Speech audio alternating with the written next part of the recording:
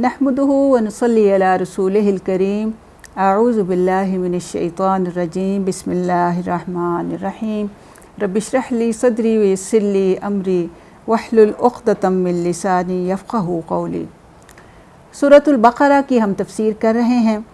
और क़ुरआन को पढ़ते हुए इस चीज़ को ज़हन में रखें कि क़ुरआन का हर आयत जो है और हर मज़मून जो है वो दूसरे मज़मून के साथ बिल्कुल मरबूत है, और अगर हम इस रब्त को साथ लेकर चलेंगे तो इस क़ुरआन को वाक़तन हम अपने लिए किताब हिदायत जो है बना सकते हैं। लेकिन एक आम सोच रखने वाला इंसान और क़ुरआन को सिर्फ़ सवाब हासिल करने के लिए और बस एक डेली रूटीन के तौर पर पढ़ने वाला बंदा जो है वो इसको समझ भी नहीं पाता। और कई दफ़ा आम एक सतही नज़र रखने वाले लोग कहते हैं कि क़ुरआन तो अजीब ही किताब है कि इसमें कोई भी यानी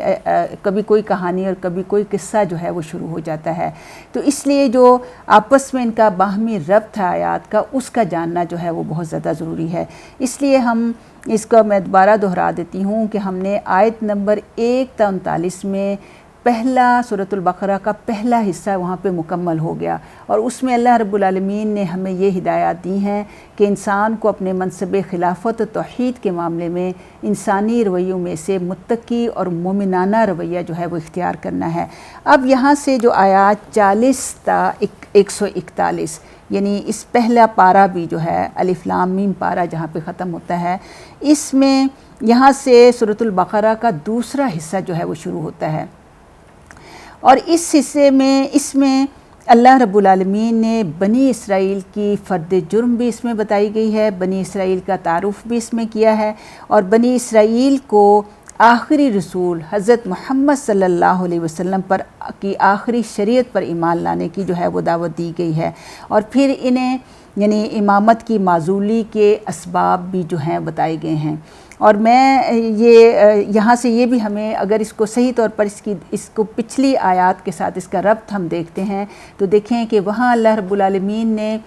शुरू में इस तमाम रवैये बताए, फिर सारे इंसानों को मुखातिब किया गया, और फिर शुरू में ही अल्लाह रब्बुल आलमीन ने उस उम्मत मुस्लिमा को जो पहले उम्मत मुस्लिमा के मनसब पर फाइज़ थी, उस उम्मत की अब वो उनकी माजूली के सारे असबाब बताए जा रहे हैं ताकि शुरू में ही इंसान जो है अपने रवैये को दुरुस्त कर ले, क्योंकि अब उम्मत मुहम्मदी सल्लल्लाहु अलैहि वसल्लम ही उम्मत मुस्लिमा के एजाज़ पे फाइज़ हो चुकी हुई है, और ताकि वो वही गलतियां ना दोहराए और कहीं उनसे भी वो एजाज़ जो है वो ना छीना जाए। तो इसलिए इस चीज़ को और इस बात को मद्देनज़र रख कर जब हम इन आयात को सही तौर पे पढ़ेंगे तो हम अल्लाह रब्बुल आलमीन के मक़सूद और मुंतहा तक ज़रूर ही इंशाअल्लाह पहुँच जाएंगे। तो सबसे पहले हम आयत नंबर 40 की तिलावत कर लेते हैं और उसके बाद देखते हैं कि इसमें अल्लाह रब्बुल आलमीन हमें क्या समझा रहे हैं। अऊज़ु बिल्लाहि मिनश शैतानिर रजीम। बिस्मिल्लाहिर्रहमानिर्रहीम। या बनी इस्राईल अज़्कुरू निअमती अल्लती अनअमतु अलैकुम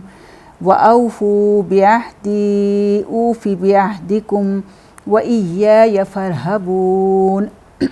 इसका बामुहावरा तर्जुमा ये है कि ए बनी इसराइल, ज़रा मेरी नेमतों को तो याद करो जो मैंने तुम्हें अता की थीं, और तुम्हारा मुझसे जो अहद था इसे तुम पूरा करो, और मेरा तुमसे जो अहद था इसे मैं पूरा करूँगा, और मुझ ही से डरो। अब इसका हम लफ्ज़ी तर्जुमा देखते हैं और साथ साथ इसकी तफसीर भी देखते जाते हैं। यहाँ पे आप देखें कि आयत नंबर 40 से 46 जो आयत इंशाअल्लाह हम पढ़ेंगे, और इसमें भी शुरू में ही हम देख रहे हैं यहाँ बनी इसराइल को इस्लाम की दावत दी जा रही है। अल्लाह ताला फरमाते हैं कि या बनी इसराइल, या जो है ये हरफ निदा है और ए के लिए इस्तेमाल होता है। बनी जो है ये असल में बनीन था, बनीन या बनून, इब्न की जमा है बनून, और इब्न बेटे को कहते हैं। और बनीन और बनून जो है एक ग्रामेटिकल तश्कील होती है, उसमें इस वजह से ये इजाफ़त की वजह से इसका नून जो है वो गिर गया है, इसलिए यहाँ बनी रह गया, लेकिन असल में ये बनून ही था और बनीन यहाँ पे कहा जा रहा है। तो इसमें इसका तर्जुमा क्या है कि ए बेटो इसराइल, इसराइल के बेटो। इसराइल जो है ये इसर जो है इसमें इसके मानी अब्द के हैं, اور ایل اللہ کو کہتے ہیں عبرانی زبان میں، اور اسر کا روٹ سری ہے، سین را یا، سری چلنا اور رات کے چلنے کے لیے استعمال ہوتا ہے، تو اسر یعنی رات کو چلنے والا بندہ، یعنی رات کو عبادت کرنے والا بندہ۔ یہ اسرائیل حضرت یعقوب علیہ السلام جو حضرت اسحاق کے بیٹے تھے ان کا لقب تھا، تو اس لیے اس کا ترجمہ کیا ہوا؟ عبداللہ، یعنی اللہ کا بندہ۔ ایل جو ہے عربی زبان میں اللہ کو کہتے ہیں، تو یہ حضرت یعقوب علیہ السلام کا لقب ہے جس کو اب ہم عبداللہ جو ہے وہ کہتے ہیں۔ اور یہاں شروع میں جو بنی اسرائیل کے حوالے سے آپ دیکھ لیں کہ یہ حضرت ابراہیم علیہ السلام کی اولاد کو ہی کہا جاتا ہے بنی اسرائیل۔ آپ دیکھیں کہ حضرت ابراہیم علیہ السلام جو ہیں انہیں عراقی بھی کہا جاتا ہے، پھر وہ شام کی طرف ہجرت کر کے چلے گئے، اور حجازی بھی کہا جاتا ہے۔ ان کی جو نسلیں جو چلی تھیں، دو مشہور و معروف جو نسلیں ہیں، ایک ان کی بی بی ہاجرہ علیہ السلام جو مصر کی بادشاہ کی بیٹی تھیں، ان کے بطن سے جو فرزند پیدا ہوئے تھے حضرت اسماعیل علیہ السلام، ان سے یہ نسل چلی اور انہیں بنو اسماعیل کہا گیا، اور یہی آگے چل کر قریش مکہ اس کی ایک شاخ پیدا ہوئی، اور ان کا وطن جو ہے عرب رہا، اور انہی سے پھر ہمارے پیارے نبی حضرت محمد صلی اللہ علیہ وسلم جو ہیں اسی نسل سے جو ہیں ان کا تعلق ہے۔ اور دوسری جو آپ کی بیوی تھیں، جو آپ کی رشتہ دار بھی تھیں، اور ان کا نام حضرت سارہ تھا، ان کے بطن سے یعنی حضرت اسماعیل بڑے بیٹے تھے، وہ دوسری بیوی سے پیدا ہوئے، اور اس کے بعد حضرت سارہ کے بطن سے حضرت اسحاق علیہ السلام ہیں، اور ان کے جو بیٹے تھے حضرت یعقوب علیہ السلام، ان کو حضرت اسرائیل کہا جاتا ہے، یہ ان کا لقب تھا۔ اور ان سے جو ان کے 12 بیٹے تھے، ان 12 بیٹوں سے جو انبیاء کی ساری نسل حضرت عیسیٰ علیہ السلام تک جو چلی ہے اس کو بنی اسرائیل کہا جاتا ہے۔ تو بنی اسرائیل میں بنیادی طور پر یہودی بھی آ جاتے ہیں اور عیسائی بھی جو ہیں وہ آ جاتے ہیں۔ تو ان کا جو وطن تھا وہ اصل میں شام تھا، اس لیے کہ حضرت ابراہیم علیہ السلام جب ان کو ان کی قوم نے، ان کے والد نے نکال دیا، پھر بادشاہ نے بھی عراق سے نکال دیا، تو آپ نے شام کو ہی اپنا مسکن بنایا، اور فلسطین بھی اسی میں ہی ہے، کوئی الگ ملک نہیں تھا بلکہ شام ہی کا جز تھا۔ اور ایک ان کی تیسری نسل جو ہے، ان کی ایک تیسری بیوی قطورہ، حضرت قطورہ سے چلی اور بنو قطورہ کہلائی، لیکن تاریخ میں اس کو کوئی خاص اہمیت حاصل نہیں ہے۔ کہیں آتا ہے روایات میں کہ حضرت شعیب علیہ السلام جو تھے وہ انہی کی نسل میں سے تھے۔ پھر یہ دیکھیں کہ بنی اسرائیل جو ہیں ان کا عروج صدیوں تک رہا، تقریباً 4000 انبیاء جو ہیں بنی اسرائیل ہی میں آئے، اور یہ ایسی قوم ہے کہ جس میں بڑے عابد و زاہد لوگ بھی پیدا ہوئے، بڑے بڑے حکمران، بادشاہ، سلاطین، فوجی جرنیل۔ آپ دیکھیں کہ حضرت داؤد علیہ السلام، حضرت سلیمان علیہ السلام جیسی بادشاہت تو کسی کو بھی جو ہے وہ نصیب نہیں ہوئی۔ اور پھر یہ کہ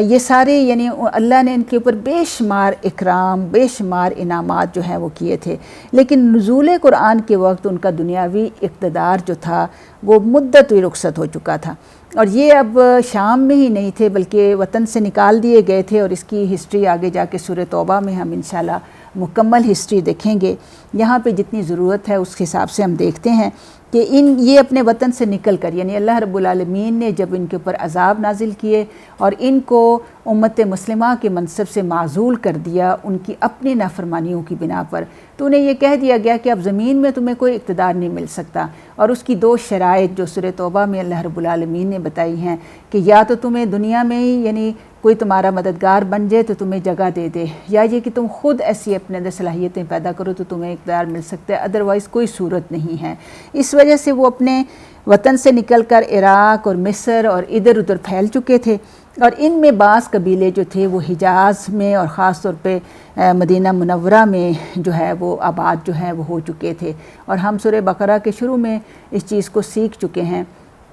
کہ یہاں پہ نبی صلی اللہ علیہ وسلم ہجرت کے بعد جب آپ یہاں پہ آئے تو آپ کا واسطہ جو ہے ان یہودیوں سے بھی پڑا، کیونکہ ان کے 3 قبیلے جو ہیں مدینہ منورہ میں ہی آباد تھے، اور ان میں عیسائی جو تھے وہ زیادہ تر شام اور حبشہ کی طرف اور اس طرف جو ہیں وہ نکل گئے تھے۔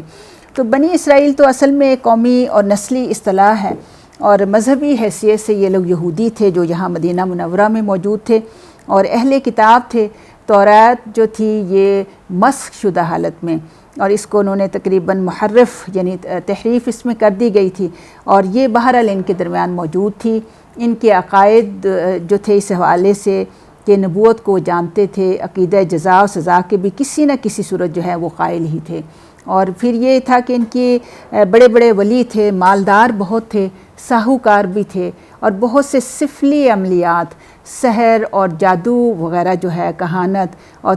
اس میں بھی بڑے ماہر تھے، اور اس ذریعے سے بھی اپنے کام نکلوایا کرتے تھے، اور بڑی ان میں اخلاقی برائیاں جو ہیں وہ پیدا ہو چکی ہوئی تھیں۔ انہوں نے زکوٰۃ کے بجائے جو ہے وہ سود